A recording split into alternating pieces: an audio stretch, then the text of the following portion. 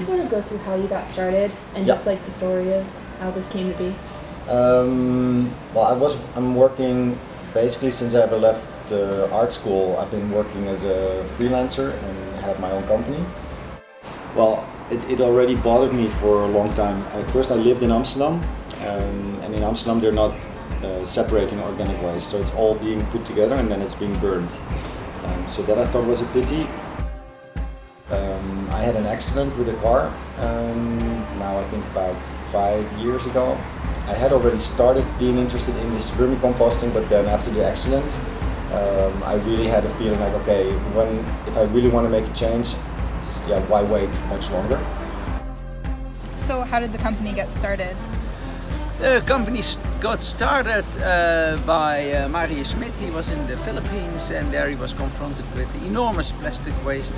And when he saw that, he said to himself, we really should do something about that. And when he came back in the Netherlands, he had seen the plastic there and suddenly he recognized it here as well. So he saw it over here, he saw all the plastic here and all the rubbish in the canals, and they thought we should do something serious about that.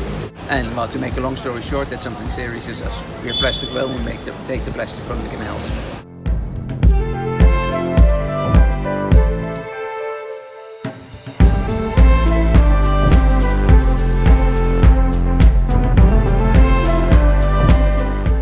And then the city of Amsterdam, there's just now a movement going on that more and more people are making roof gardens, more and more people are starting to do community gardens, so growing more food in the city.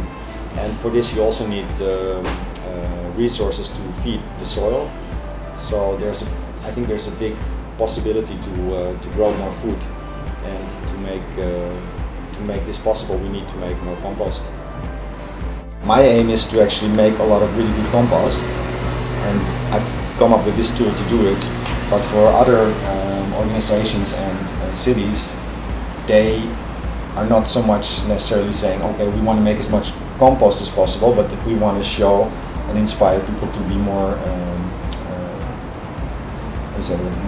take more care about the resources, and to tell a story that they're doing a green action. Yeah. Well, for us the most important thing are the bottles, the plastic bottles, the PET bottles, because from those PET bottles we make these boats. These boats are made from the bottles we took out of the water, about 6,000-7,000 bottles for a boat. The caps we take off, we could make the floors of the boats. Now since 3 months we have a new project, and that is we make office furniture from the plastic that we took from the canals.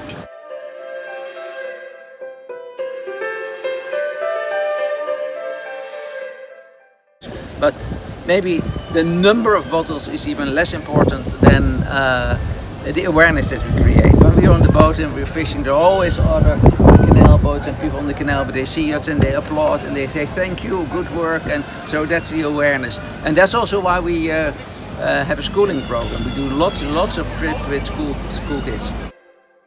No, I don't think the worm hotels are a solution for everything. I think they are a very good solution for specific groups and places, and I think they definitely have a potential to be very widely used, definitely. But the bulk is still so much, so you still need also other solutions. You always have to watch, like there's always a bit of a turning point where you start to feel like it's okay to waste something because somebody is going to use it anyway.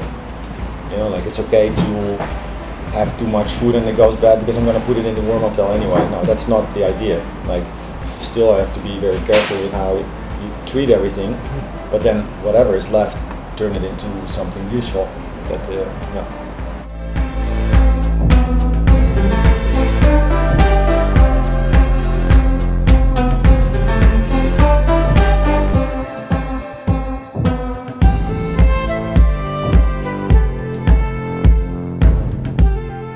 A lot of what you do is similar to the goal of creating a circular economy. Yeah, of course, yeah. Where waste is reused, Yeah. and eventually like no waste is produced. Yeah. Do you see that as being where Amsterdam is headed? Is that something that companies are going to want to invest in? Is it profitable? I think in an ideal world, that's where the world will be heading. Are we there yet? No. Will that take some time? Yes, but I mean, we have no choice. We have no choice. We have to do that, but that is a long process. It's really about what we value.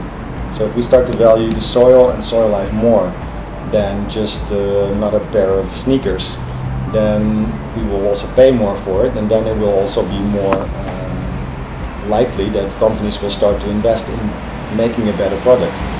It's too simple to say, let's get rid of all the plastic.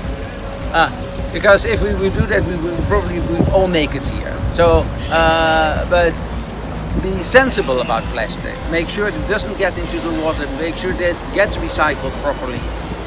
And one of the things that we try to show, of course, is that everything that we take out of the water, which is of course trash, we produce new exciting products with it.